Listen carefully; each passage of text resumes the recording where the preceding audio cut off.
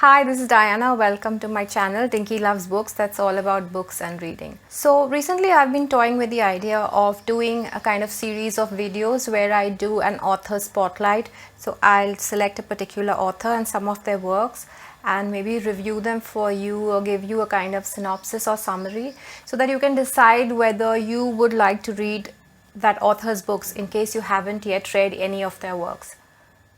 So there's no particular reason I started with Mark Manson, except that there are just 2 books of his that I needed to review as compared to say 4 or 5 or 10 books that another author may have written, and it would take me a much longer time to read at least 3 or 4 of that author's books and review them for you. So I won't lie, I was drawn to the covers of these books, just the colors and just the design of the covers, and I'm just like that. Sometimes I get very attracted by just the cover of the book and I want to read it, but like they say, never judge a book by its cover.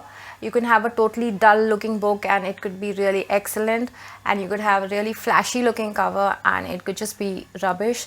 So yeah, it's true what they say, never judge a book by its cover. So to be quite honest, I expected these books to contain something really new and revolutionary in terms of ideas, but the only thing that has any shock value, if any, is the titles of these books, because they contain the F word, and I suppose that draws a reader's attention to it.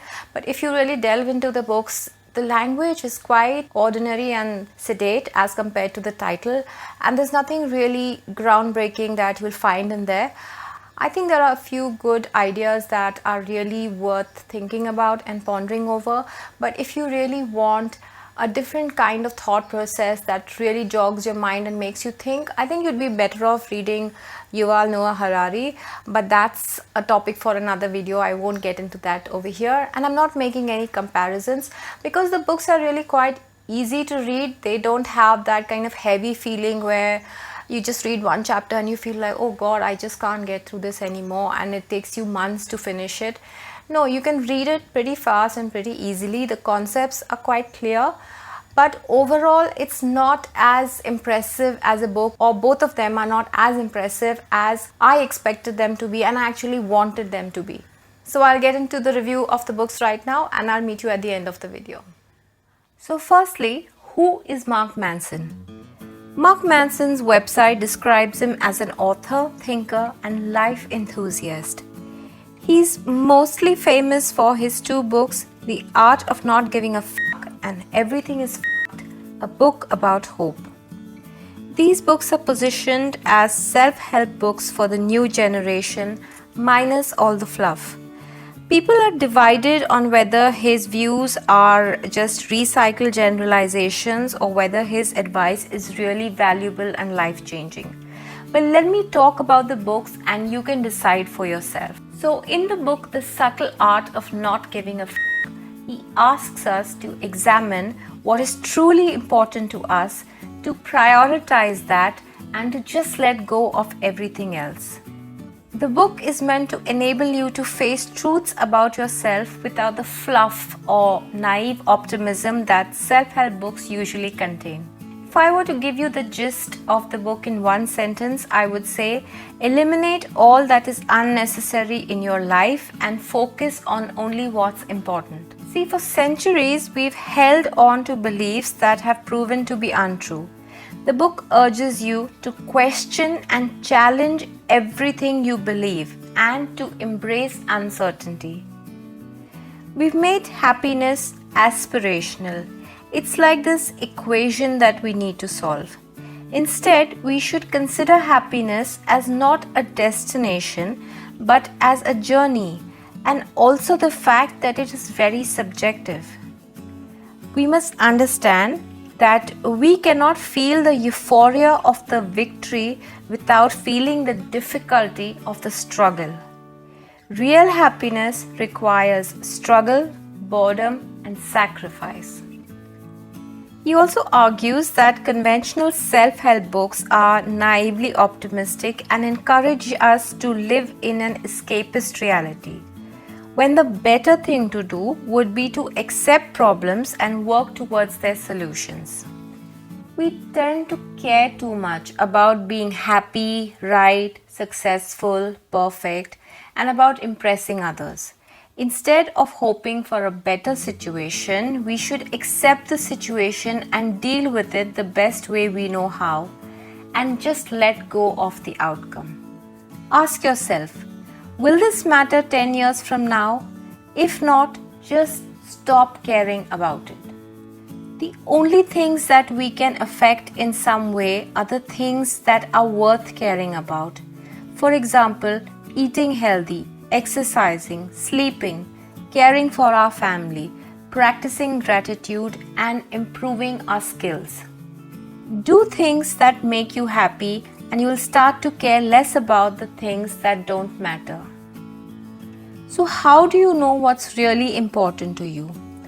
Be brutally honest with yourself and examine your actions. What are you giving your time to? And what are you avoiding? And are these choices that you're making you happier or making you feel worse? Make good choices for yourself. Learn to understand the purpose of your suffering. Suffering is inevitable, but you need to be driven by the knowledge of your purpose. He also presents the concept of the self-awareness onion, which I won't go into a lot of detail here, but it basically talks of peeling back the layers of your emotions to examine your responses and perceptions of what we consider to be problems. The do something principle.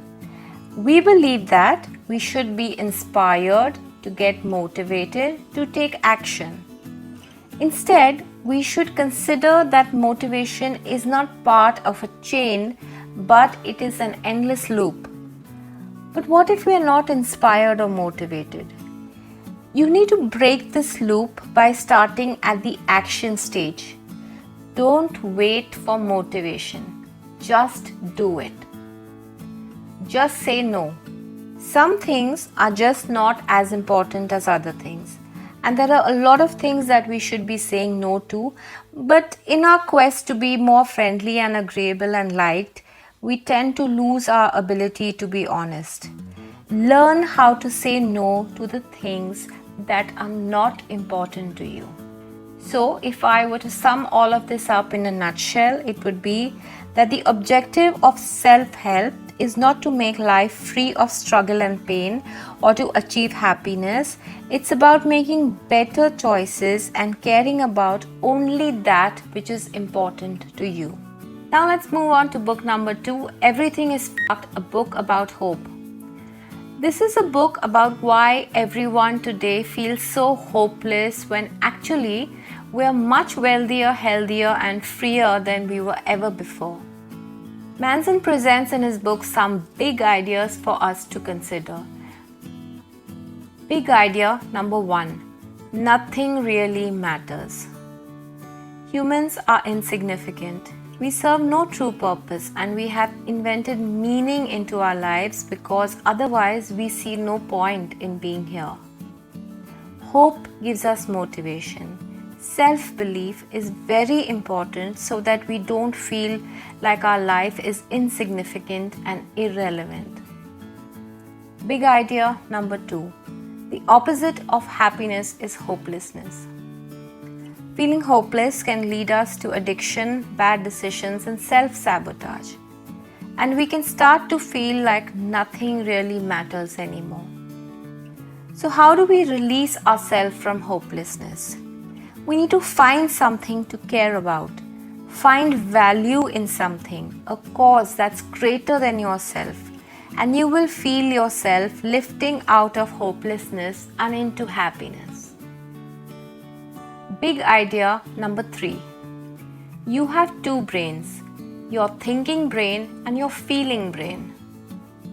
The thinking brain controls conscious thoughts, decision making, and logical thinking, whereas the feeling brain controls emotions, impulses, desires, and intuition.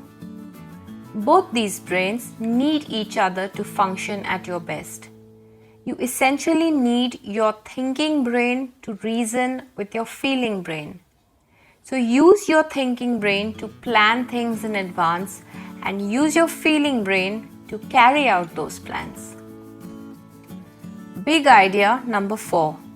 We don't do things because we just don't feel like doing them. We know what we should do, but we don't do them because we don't feel like doing them. All our problems are emotional problems and require emotional solutions. Solving these emotional problems, according to Manson, requires emotional knowledge, emotional self-evaluation, and personal development. Big idea number 5. Change requires pain. You've heard it said, no pain, no gain. So learn to embrace the pain. Massive transformation will cause massive pain. As humans, we tend to avoid discomfort and pain, but if you push through, really push through, then you will experience exceptional transformation. Big idea number 6. Don't hope to be better, just be better. Manson encourages us to be more compassionate, more resilient, more humble, more disciplined, more human. We need to stop waiting for a better life. No one is coming to save you.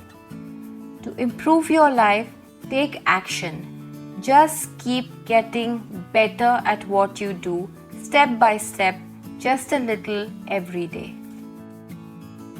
Big idea number 7. Improve yourself to improve the world. You've heard it said so many times before. Be the change you want to see in the world. The only way to improve the world is to improve yourself. Make better decisions. Become more virtuous. Be honest. Be yourself. Respect yourself and respect others. Self-help is not the cultivation of greater happiness, but of greater self-respect. Disrespecting yourself, lying to yourself, hurting yourself is just as bad as doing it to someone else. If you truly want to change the world, start with self-respect. Big idea number 8. Focus on non-transactional things. Stop treating your relationships and interactions with other people as if they're transactions. When you love someone or do something for someone, do it without expecting anything in return. Focus on things that you can't buy with money. It's okay to buy material things, but don't expect those things to give you emotional fulfillment.